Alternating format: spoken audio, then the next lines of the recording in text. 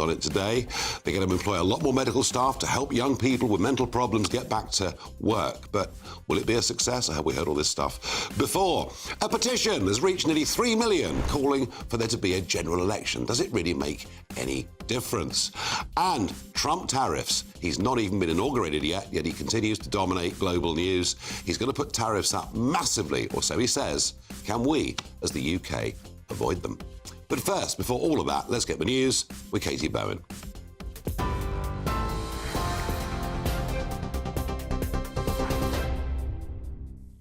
Nigel, thank you. A very good evening to you. It's just gone 7 o'clock.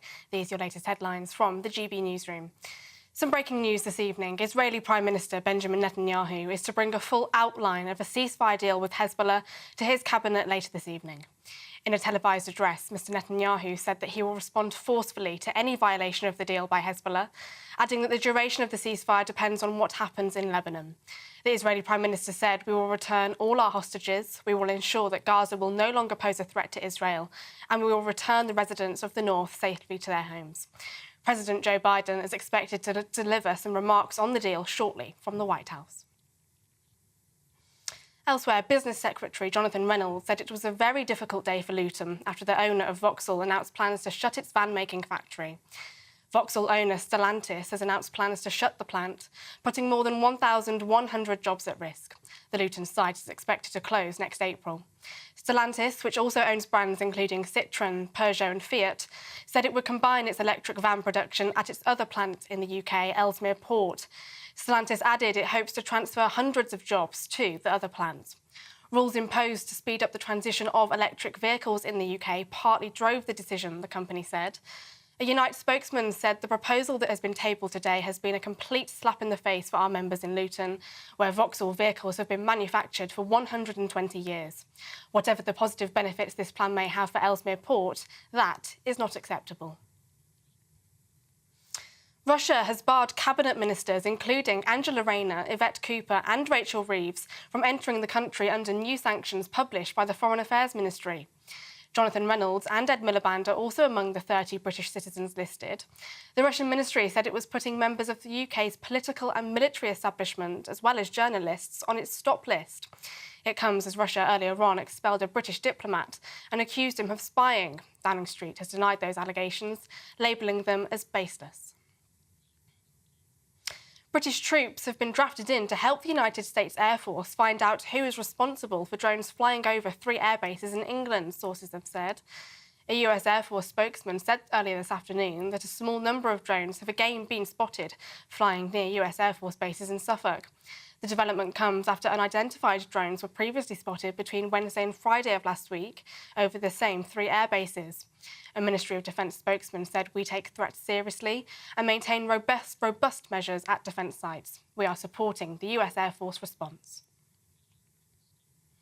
Those are the latest GB News headlines for now. Let's go back to Nigel. For the very latest GB News direct to your smartphone, sign up to News Alerts by scanning the QR code or go to gbnews.com/alerts.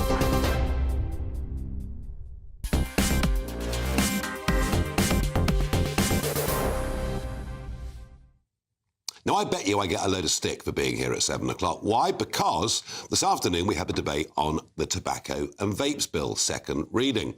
Oh, believe you me, the Cromwellians are fully in charge. And I listened to speaker after speaker saying they would support the legislation.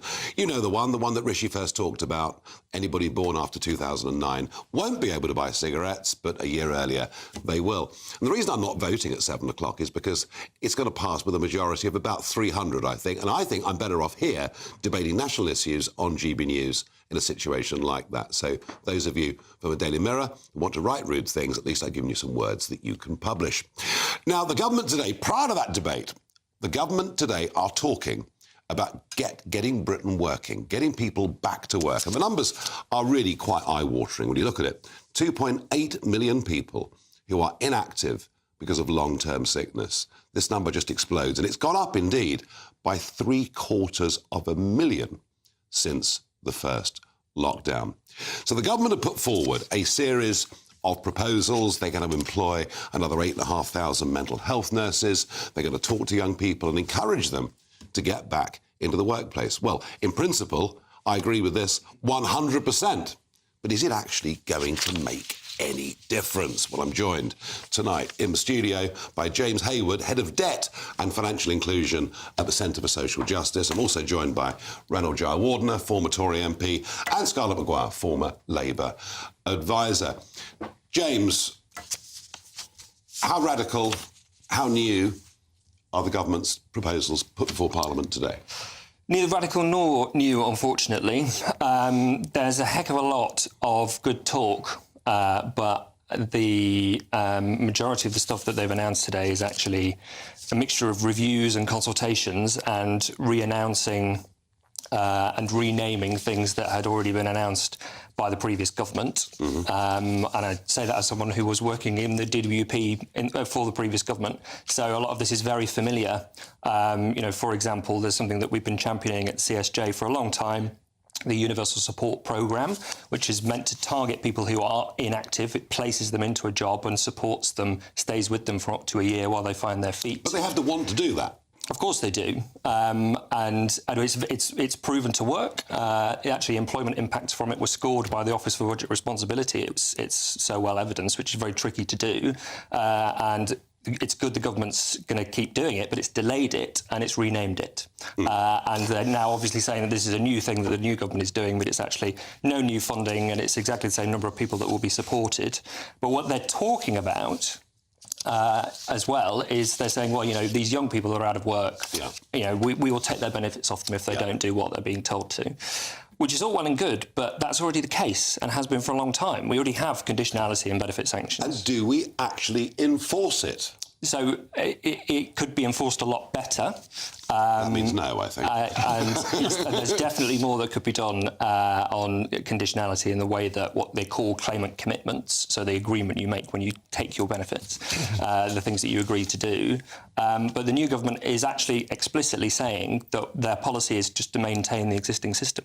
So while they've spent a long time over the last few years railing against kind of Tory benefit sanctions and how the system is, sort of policing the benefits claimants too much, they're now saying that they'll maintain those rules, but they're not introducing any new ones. There's no new policy. They're just saying that they will maintain the existing What else would one. you at the Centre for Social Justice like to see? So I think we need more of a focus on some of the specialist employment support, actually, that I've been talking about. So the issue is that, actually, when you talk about benefit sanctions, that's only going to apply to people who are unemployed if they're looking for work. The rising problem we have in the labour market is inactivity, and that's especially linked to people who've got health problems and disabilities among younger groups. That's particularly been associated with mental health problems.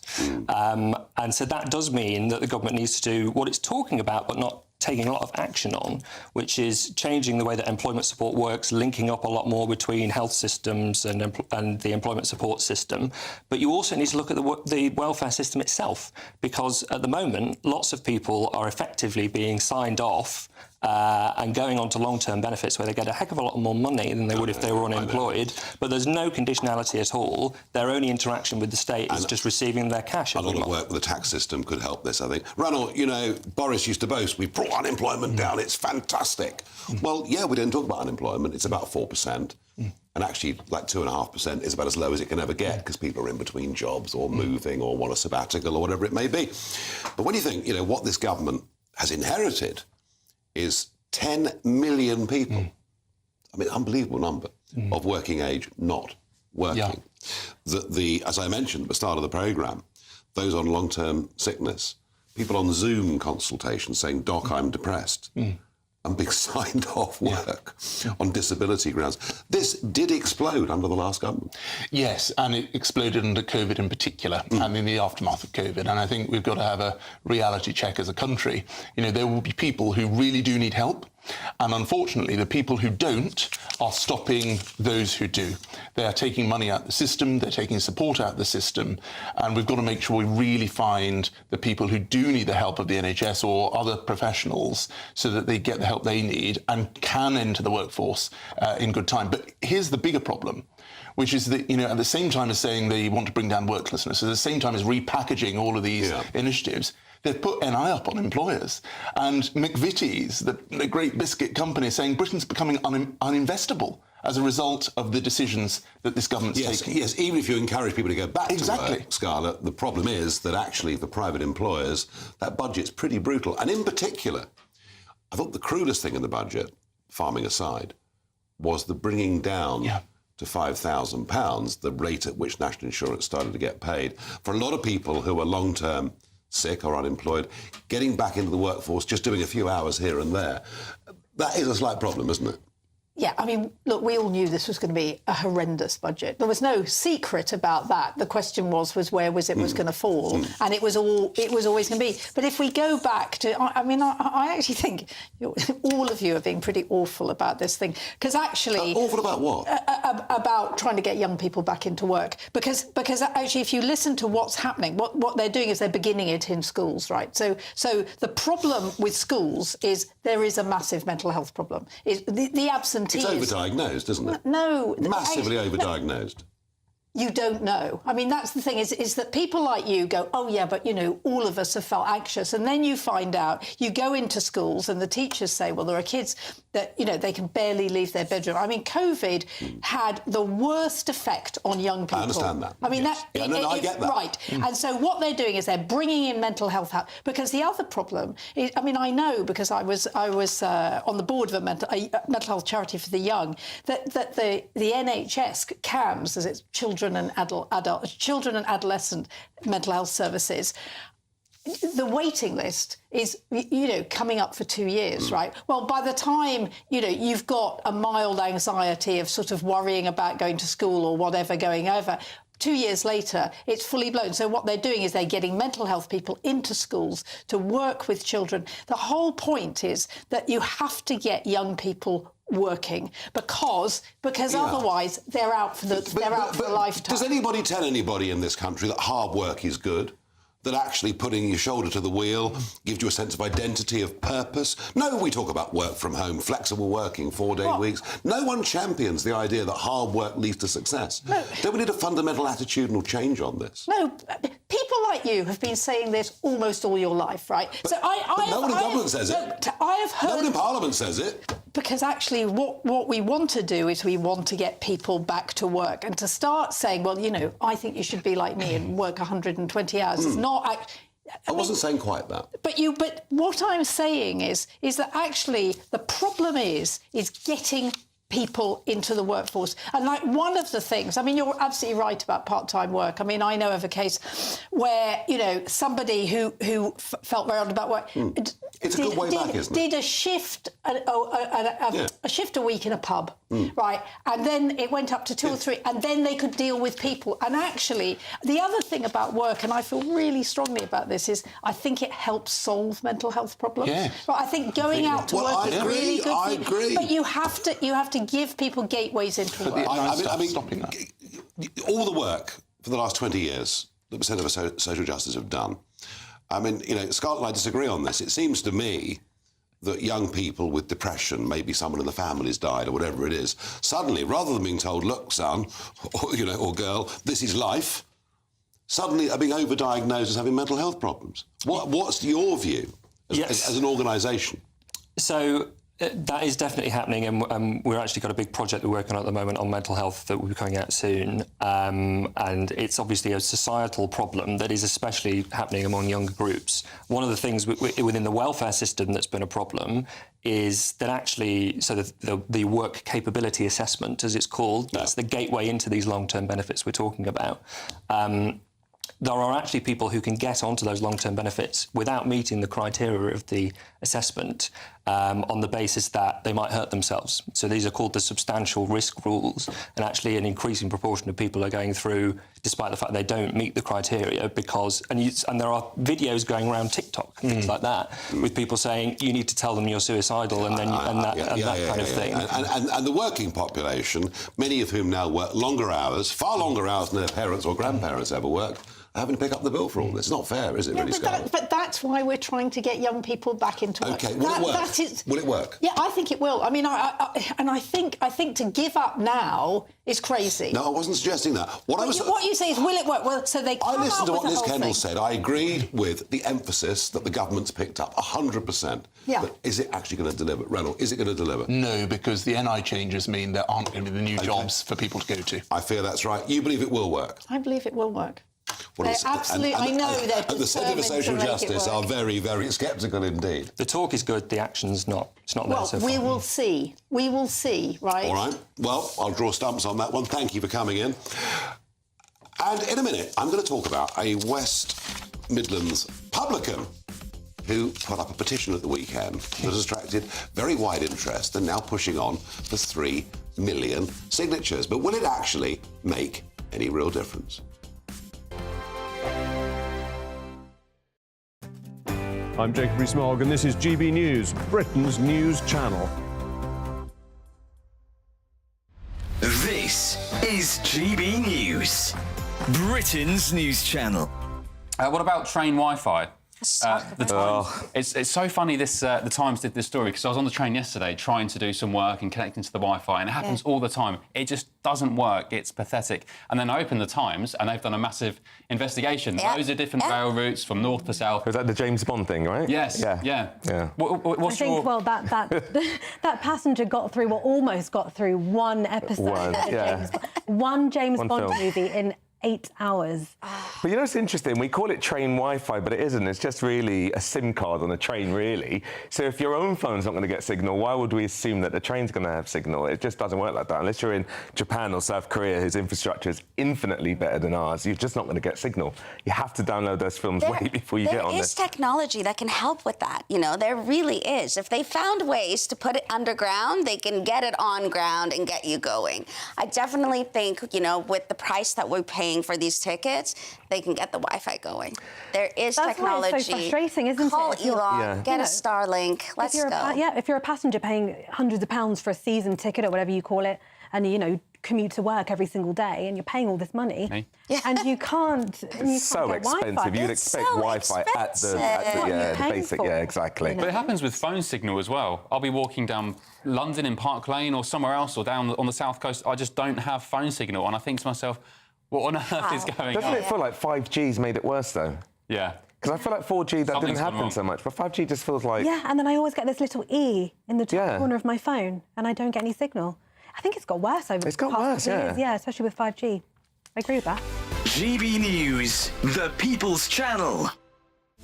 This is Britain's Newsroom, where your voice matters. It's just astonishing. With expert analysis and honest opinion, we don't just keep you informed. We bring you unique perspectives you won't see anywhere else. Can't argue with any of that. When the news happens, it happens here. On Britain's Newsroom, weekdays from 9:30 a.m. Only on GB News. If you want your news to be straight talking... This is a nightmare for the Conservatives again. Down to earth. It's not just Nottingham where this is happening, is it? And most importantly, honest. Hard-working, middle-class taxpayers, they'll get their book thrown at them. Then catch me, Martin Daubney, Monday to Friday, 3 till 6 p.m. on GB News, Britain's news channel. Join me, Nana Akwe, for an informative, interactive news programme with a difference. It's fun. No, he didn't say that, Dave. I'm so surprised. I think there's an element of truth to that. Join me from 3 p.m. every weekend, only on GB News, Britain's news channel.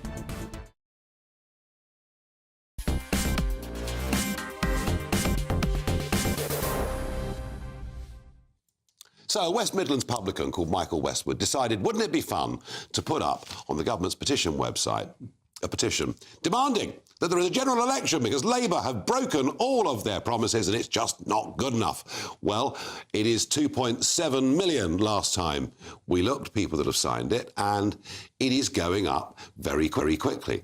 But I have to say the rate at which it's going up may have slowed, but hey, it still may have further on. Now, do these petitions actually make any difference? What happens is, if you get more than 100,000 signatures, it goes to the petitions committee, and they may well have a debate in Parliament or a Westminster Hall debate on a subject that's been raised, or they can, actually, if they choose, reject it.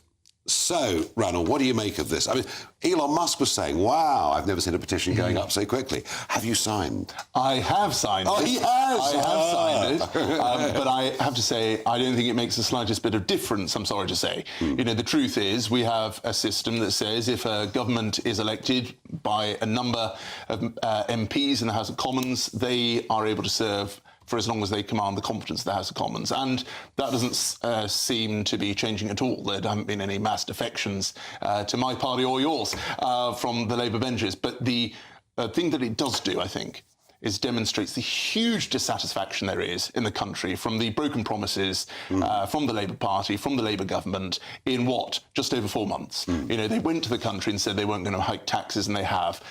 They have not delivered on their promises, and the people are speaking.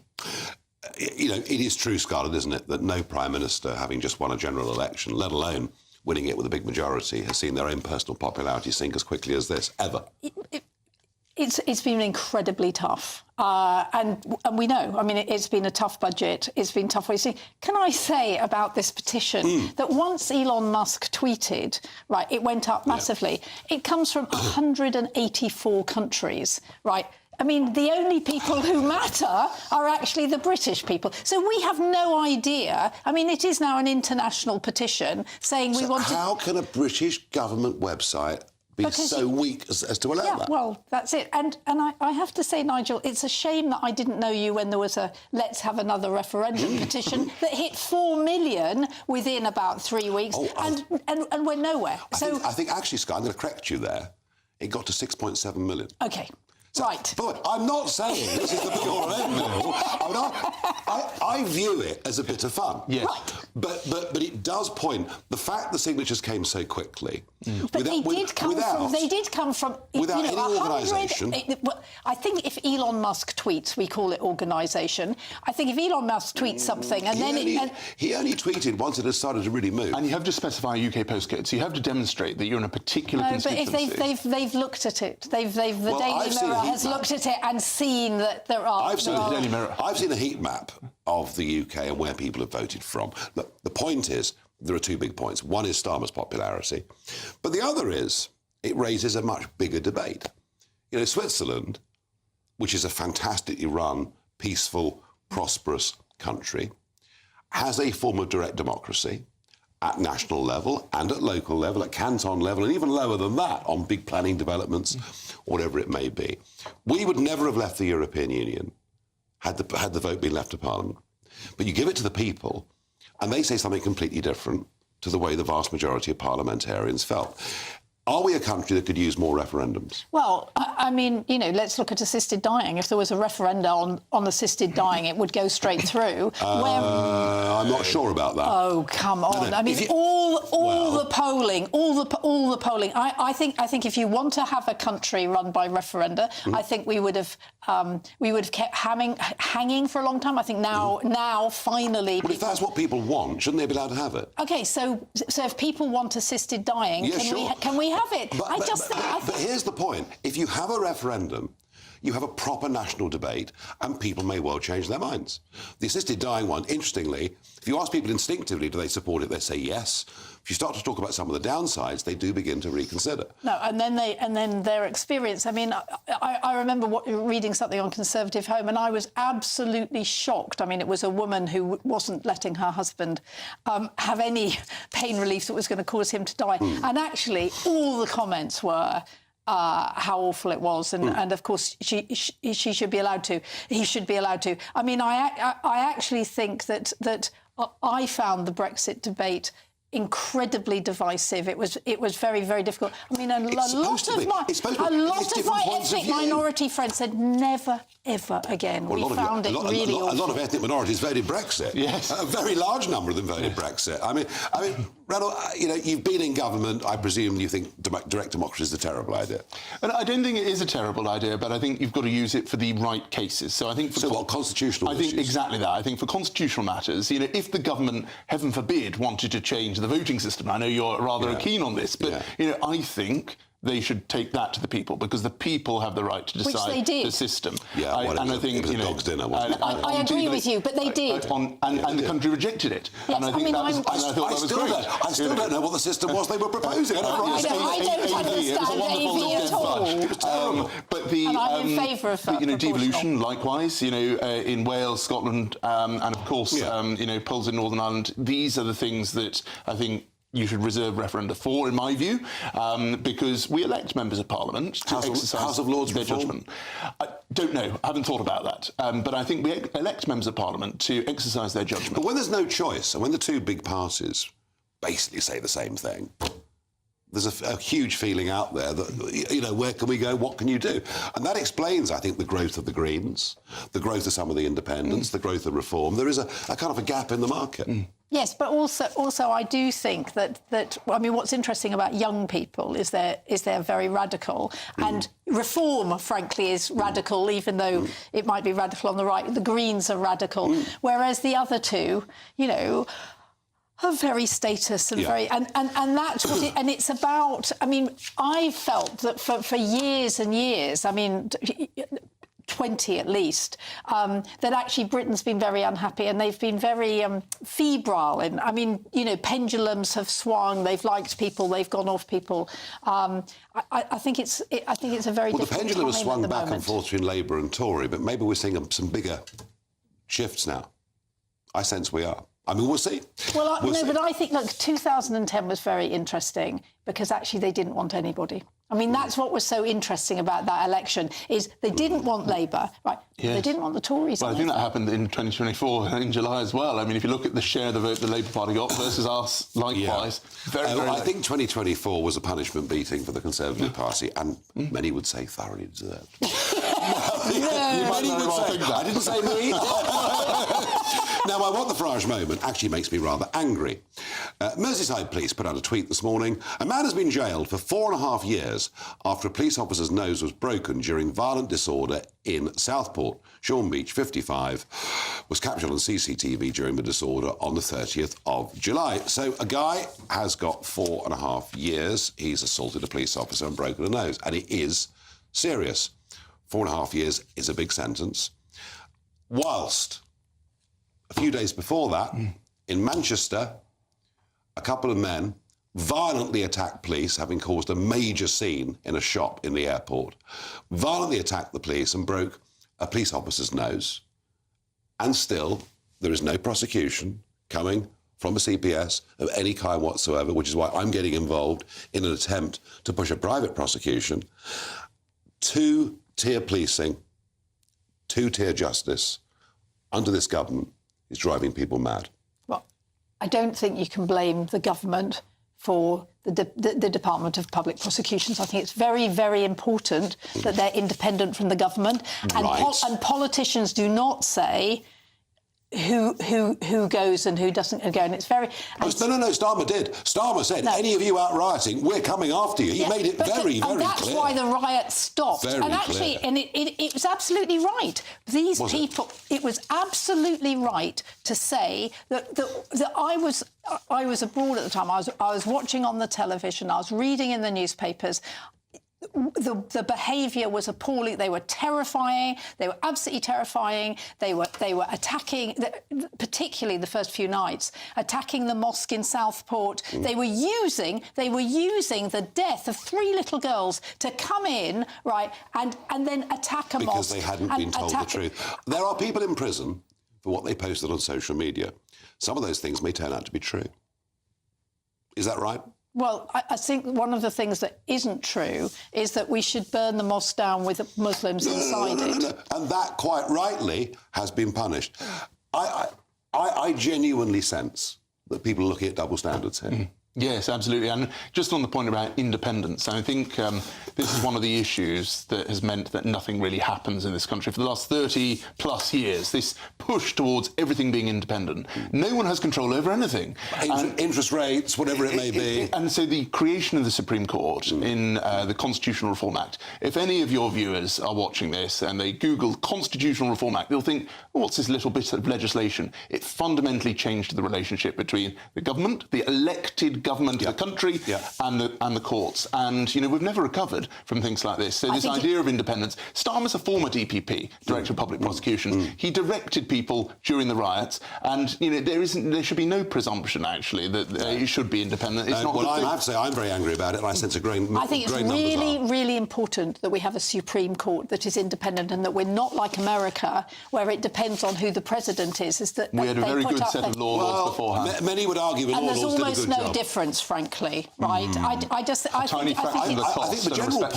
the general point that so many decisions that affect people's lives have gone away from those we elect to all sorts of, not just courts, but quangos, is something we'll debate more and more of. In a moment, jobs going, over 1,000 jobs going at Vauxhall Luton. What is happening to the British car industry? Is it dying?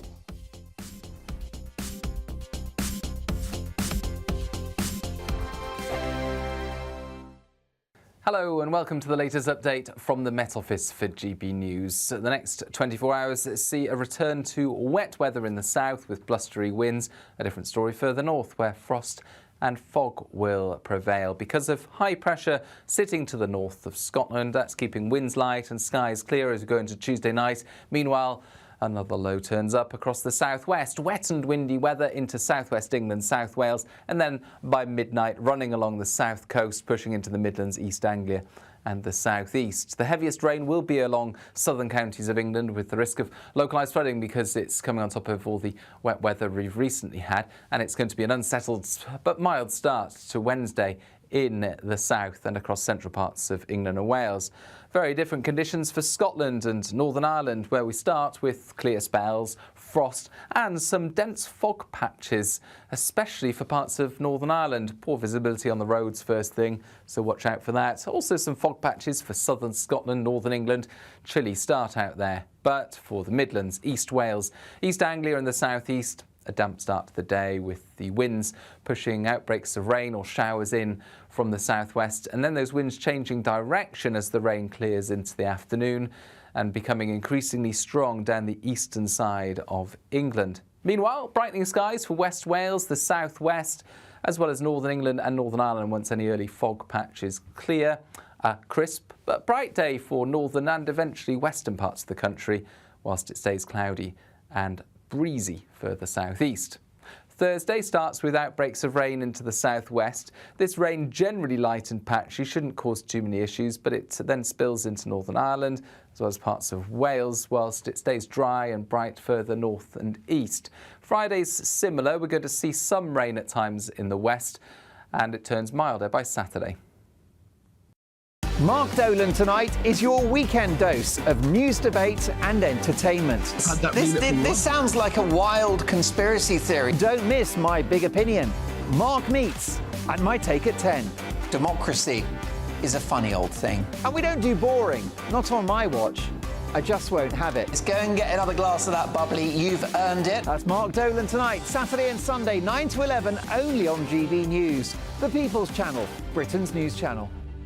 Go to gbnews.com/shop now and take advantage of our biggest ever Black Friday sale with 25% off all items across our store and free shipping on orders worth £60 or more. There's never been a better time to grab something for the GB News fan in your life. From our signature clothing to drinkware, gifts, accessories and much, much more, you'll find the perfect present this festive season. Use the code BLACKFRIDAY25 on checkout at gbnews.com/shop for our best ever Black Friday deals.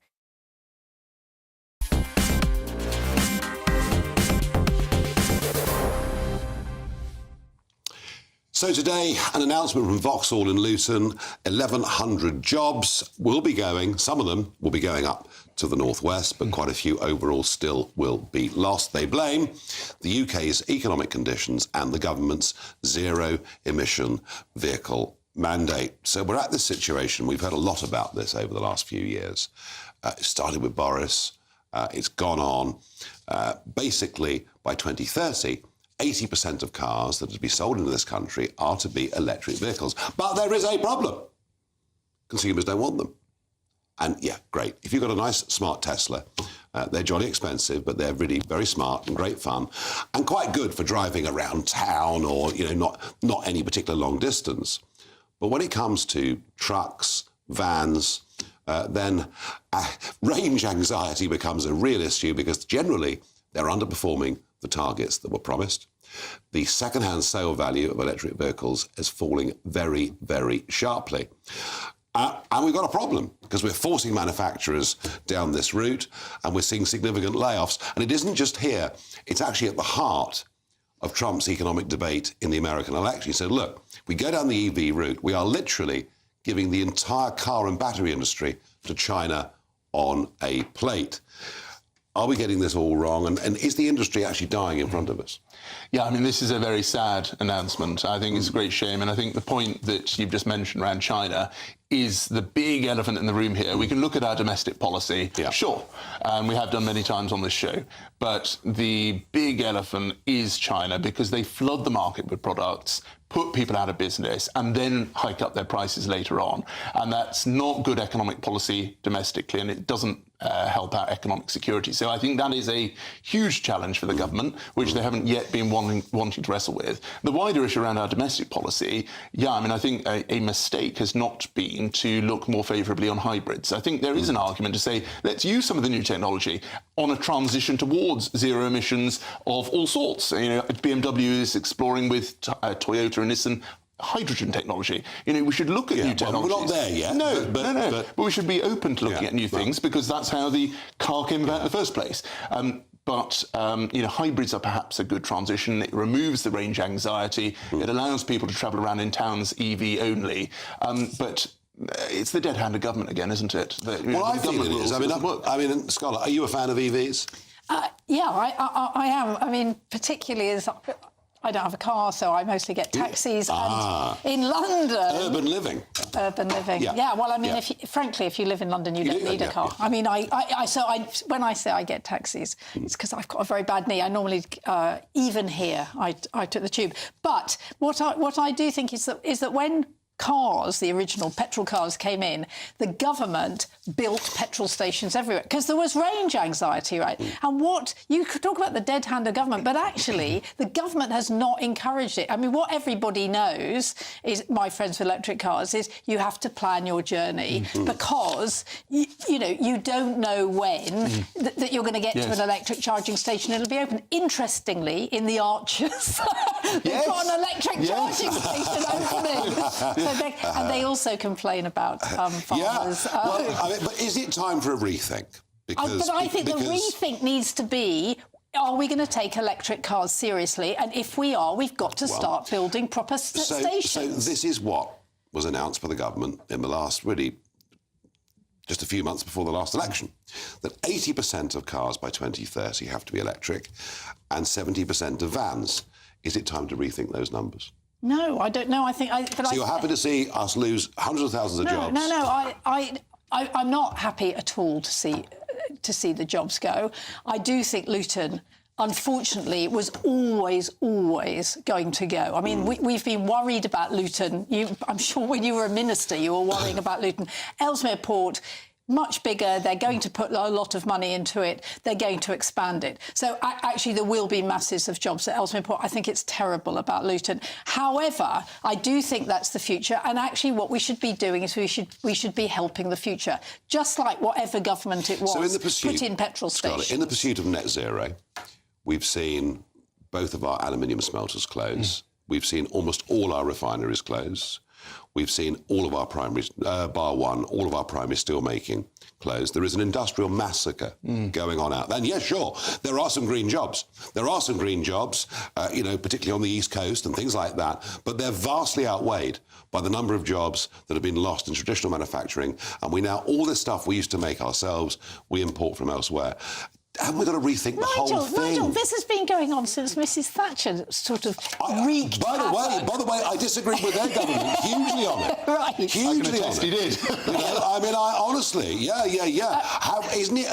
I'm just saying, in the face of this madness Isn't it time for a rethink? No, but look, we don't have time for a rethink. We have a climate crisis, right? And we keep going, oh, well, you know, let's just we put commit it economic off. harry-carry. The rest of the world ignores it. No, the rest of the world actually is doing... What we've got to do is we've got to work out, and that's what we're trying to do, is to be a leader in green, right? I know, and people are paying the price for it. No, and there will be lots of jobs, and actually there'll be much cheaper electricity with renewables.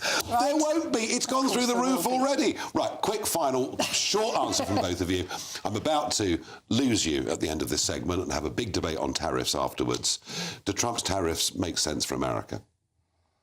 Some of them might. It just means that you'll pay lots and lots of money for Chinese goods, and it's chaos for the world. Interesting. Big debate coming up. Thank you to my panel for this evening. In a moment, we talk tariffs. It was a major part of Donald Trump's election campaign. Do tariffs actually work? And can the UK get itself exempted?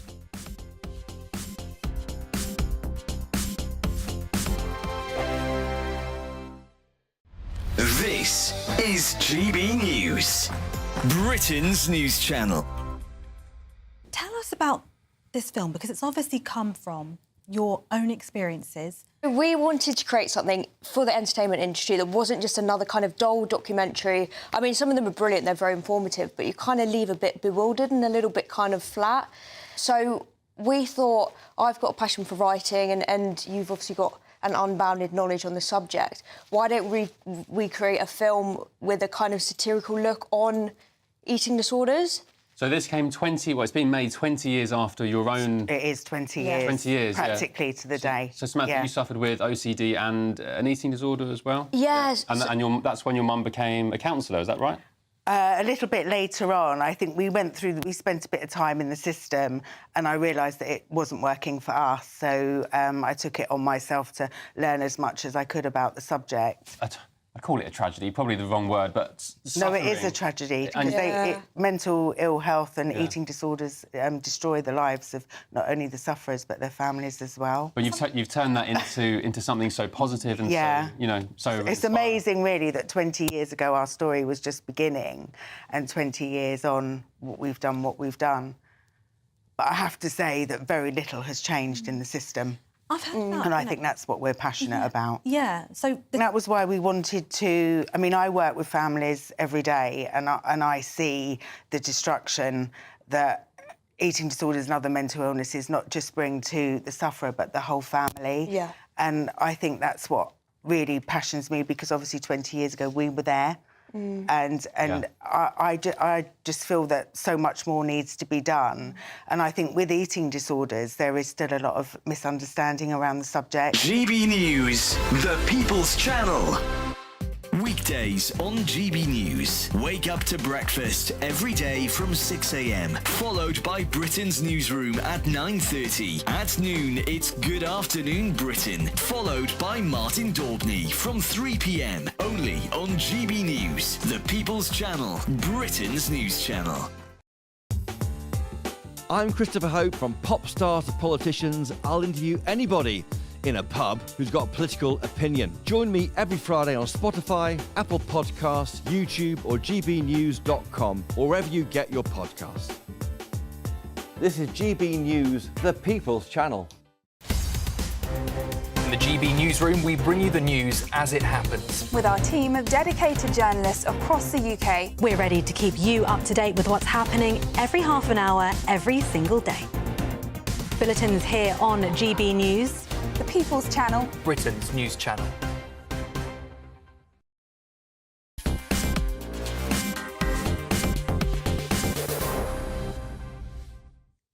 I love tariffs. That was what Trump said during his campaign. 60% tariffs on all Chinese goods could bring $400 billion a year into the US economy. Well, he's gone further in the last 24 hours. An extra 10% on the 20% everybody else will be charged is going to be put on Mexico and Canada, in particular on Mexico, until they stop people illegally crossing the border. But do tariffs work? Is this a way of protecting the American car, battery, auto parts industries, or does it just lead to higher consumer prices and less choice? Well, I'm joined to debate this. Firstly, down the line from Washington, D.C., by Mary Jo Jacoby, consultant and a former aide to Ronnie Reagan. Now, clearly Reagan and Thatcher's time was very, very different. China, Mary Jo, wasn't posing the threat, particularly in the car industry, perhaps, that it is today. Do you think Trump's plans work? I think that tariffs are a part of a tool in the arsenal for any president to be able to negotiate with our trade partners, to get them to a place where they may not be comfortable being. And in this circumstance, certainly, he has tied the tariffs, both on China and on Mexico and Canada, to the border situation with respect to fentanyl, specifically for China, with respect to unfettered immigration, illegal immigration, coming across both the southern and northern borders with respect to Canada and Mexico. It's a tool. Free trade is not necessarily fair trade. And I think that President-elect Trump understands, and, he used tariffs the last time. Every president, and certainly in my living memory, which is a long time, has used tariffs as part of that arsenal to try to get to a position of fairer trade or to achieve some other foreign policy goal, in this case, to stop the flow of illegal immigrants. OK, so this is Trump's art of the deal. He puts these threats out there. It's all part of a negotiating position. That's the way I see it. And let's keep in mind, before our hair catches on fire, he isn't president yet. He has put them on notice with 60 days for when he takes office on January 20th at noon, that he is planning to sign these orders if they don't come to the table. I understand he's spoken to Prime Minister Trudeau last night. I understand that the president of Mexico, Claudia Sheinbaum, is sending him a letter today. And so they're already coming to the table. If I were advising President-elect Trump, I would suggest that in the case of Canada, he also speaks to the opposition leader, Pierre Poilievre, where they have a lot of common ground philosophically. Interesting. Thank you very much indeed, Mary Jo, for joining us on the programme this evening. Well, the point Mary Jo makes is whether you like Trump or not, he's really rather good at rattling people, so they ring him up and he's got the upper hand in the deal. I'm joined in the studio by Marco Fordioni, Director General at the Chartered Institute of Export and International Trade. I mean, her point was interesting. A lot of what Trump does is, put out the big threat, settle for a deal. But when it comes to the car industry, and when it comes to particularly electric vehicles, the manufacture of them, the sale of them, China, frankly, are selling these things so much more cheaply than anybody in Britain or America can produce. Whether they're selling them at a loss themselves, one never knows. But there is this point that, we all sort of grow up, we read the books and think, well, free trade's a great thing because it's mutually beneficial. But there are times, actually, when tariff might be useful. So I think we have to realise and recognise that we're moving to a post-free trade environment, because the reality of free trade is not what we perceive it to be, of the free flow of goods. It's in the past has been too much with one side having a disproportionate power and control. And I think the move that Trump is indicating is much more about bilateral trusted trade, whereby there is collaboration and partnership in general terms between nations. And the tariffs that are being announced need to be looked at as part of a broader range of policy initiatives, including the geopolitical play to address, as you've highlighted, the perceived malpractice of China, but also when you look at the income tax announcements that are being made and the impact on the dollar and the pressure that's putting on other economies. This is very much a kind of doing the deal. So economic nationalism, and you're right, Trump likes to do deals on a one-on-one basis, doesn't want to negotiate with Brussels. He'd much rather talk to Germany and France. That's very much his attitude. So here's the key question. Let's say he does slap on 20% tariffs on everything going into America. We have left the European Union, in which we did not have our own trade policy at all. Didn't exist. Now we do. Do you think we can negotiate our way out of those tariffs? I think there's an opportunity. We could look at a deal similar to the USMCA, which completely aligns with CPTPP. So we've already done that deal and it's not upset the EU. So I think that there is a very narrow route. You see, this is interesting, Marco, because some commentators are saying, well, we've got to make a decision. We're either with the European Union or we're with the Americans. But it's not true. We've actually got flexibility now, haven't we? I think there is. However, in the medium term, we're going to see the US adopting a very low tariff, a very low regulatory environment, which means that the UK, if it wishes to continue to trade with the US on a bipartisan route, will have to make some decisions over whether we go along with that low regulatory environment, or we tie ourselves to the existing EU model, which is about high regulation. And I think the reality is the EU itself will be looking to address some of the behaviours of the Trump tariffs. We saw Ursula von der Leyen announcing within days of the initial round of tariffs that they were going to shift their purchase of liquefied natural gas from Russia to the US. Definitely a move to try and appease the Trump administration. Yeah, and the EU will act as it acts, but we are... The point I'm making is we're free to do whatever we like, because we can negotiate with America without upsetting Europe. That's the point I'm really making. We don't have to go... Free trade, removing tariffs and some barriers, kind of with the European model, meant economic harmonisation. It meant having all the same laws. But we don't need to do that anymore, do we? No, and the proof of the pudding is exactly that. Trump is using tariffs as a geopolitical play, and I think he will be putting additional pressure on their trading allies, not just with regards to tariffs on goods, but also tariff to affect supply chain, so that you are remodelling the way in which global trade happens. And this is a really important point that sometimes has been overlooked. Since the Brexit vote, how have our patterns of trade around the world changed? We've obviously reduced the trade into the EU, but we've seen trade with the rest of the world. There's been a significant drop-off, particularly MSMEs, micro, small and medium enterprises, have shifted their trade away from the EU. But we've seen, conversely, a pickup in trade with the rest of the world, including, of course, trade in services with the US. And the UK economy, 80%, is trade in services. Yeah, and we... So, I mean, where do we stand in the league table of global trading nations? Are we 4th, 5th, 6th? Where roughly are we? Well, the global economy, we're about 5 at the moment. But, you know, if we look at our trading partners, you look at what's happening in Germany currently, you see the challenges that there are in France. The most growth in global trade predicted by the WTO is Global South. So you're looking at the developing nations, which is why CPTPP was such an important and that's the big trading bloc. That's the big potential new group that we're going to join with a whole load of new countries. Last question, last thought. Could we go beyond just not having tariffs on this particular sort of Trump instalment? Because I actually think a genuine free trade deal with America, and yeah, sure, they treat their chickens with chlorine, but you can put that on the labels. But I think particularly in financial services and other areas, could be very good for London and New York. Do you think a Labour government has got the instinct to do this? Because I reckon it's on the table for us. I think there's a huge opportunity. It'll be up to the politicians to be prepared to open up those conversations. And I think everything that we've heard, everything we've seen, I think the government realises that Trump is serious about this and that it would have a serious negative impact if we don't engage actively with the incoming administration.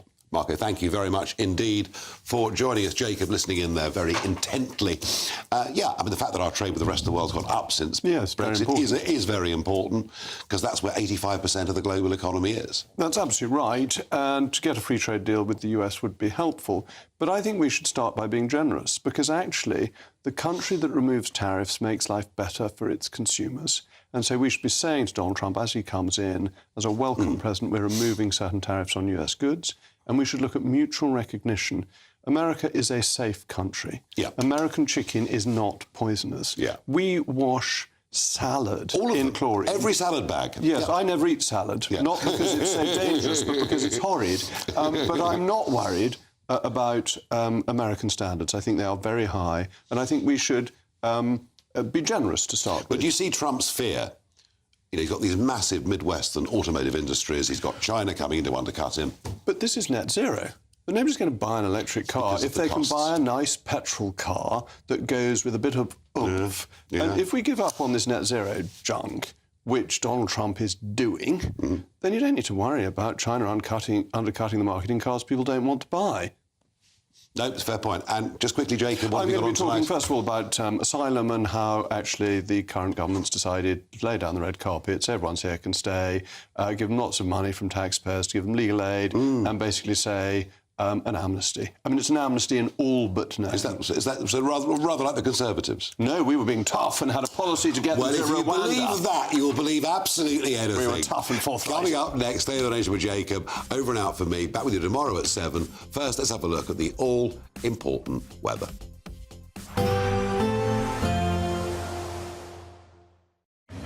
Even though we'll see a cloudy start, it'll be a bright outlook for the rest of the day. Boxed Solar, sponsors of weather on GB News. Hello and welcome to the latest update from the Met Office for GB News. The next 24 hours see a return to wet weather in the south with blustery winds. A different story further north where frost and fog will prevail because of high pressure sitting to the north of Scotland. That's keeping winds light and skies clear as we go into Tuesday night. Meanwhile, another low turns up across the southwest. Wet and windy weather into southwest England, South Wales, and then by midnight running along the south coast, pushing into the Midlands, East Anglia and the southeast. The heaviest rain will be along southern counties of England with the risk of localised flooding because it's coming on top of all the wet weather we've recently had, and it's going to be an unsettled but mild start to Wednesday in the south and across central parts of England and Wales. Very different conditions for Scotland and Northern Ireland, where we start with clear spells, frost and some dense fog patches, especially for parts of Northern Ireland. Poor visibility on the roads first thing, so watch out for that. Also some fog patches for southern Scotland, northern England. Chilly start out there. But for the Midlands, East Wales, East Anglia and the southeast, a damp start to the day with the winds pushing outbreaks of rain or showers in from the southwest, and then those winds changing direction as the rain clears into the afternoon and becoming increasingly strong down the eastern side of England. Meanwhile, brightening skies for West Wales, the southwest, as well as northern England and Northern Ireland once any early fog patches clear. A crisp but bright day for northern and eventually western parts of the country, whilst it stays cloudy and breezy further southeast. Thursday starts with outbreaks of rain into the southwest. This rain, generally light and patchy, shouldn't cause too many issues, but it then spills into Northern Ireland as well as parts of Wales, whilst it stays dry and bright further north and east. Friday's similar. We're going to see some rain at times in the west, and it turns milder by Saturday. We'll see a cold snap, which will quickly develop into a warm front. Boxed Boiler Repairs, sponsors of weather on GB News.